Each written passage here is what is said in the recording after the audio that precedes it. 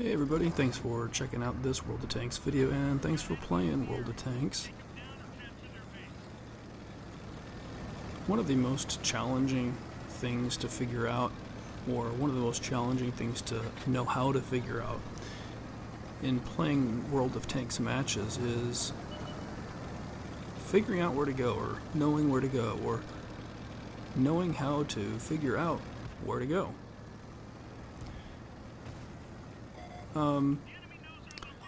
And I think the kind of the idea or the response to that question, or those various forms of the question that I'd like to propose with this video, or that I think we can find demonstrated through the match depicted in this video, is that if you give the enemy team a chance, the enemy team players will tell you where to go. They'll show you where to go. They will show you how to deploy. They'll show you what you need to know if you give them a chance. They'll show you what you need to know so that you're able to determine how to best play your game in your efforts to oppose them, your efforts to fight them.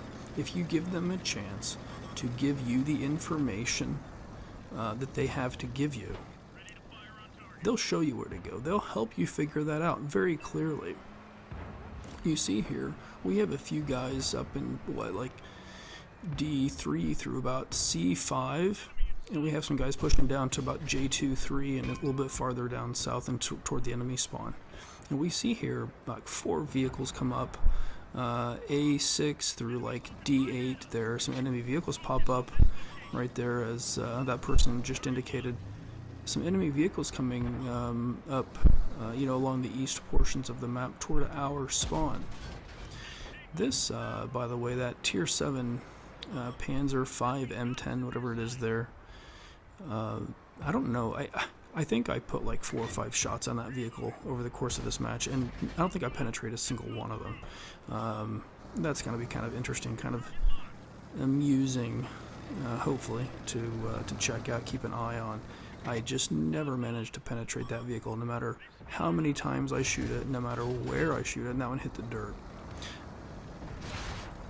And what we're seeing here is that the enemy team, getting beat up here, the enemy players are showing our players, our team, where to go. They're showing our players, first of all, where they themselves are at, the enemy players are at.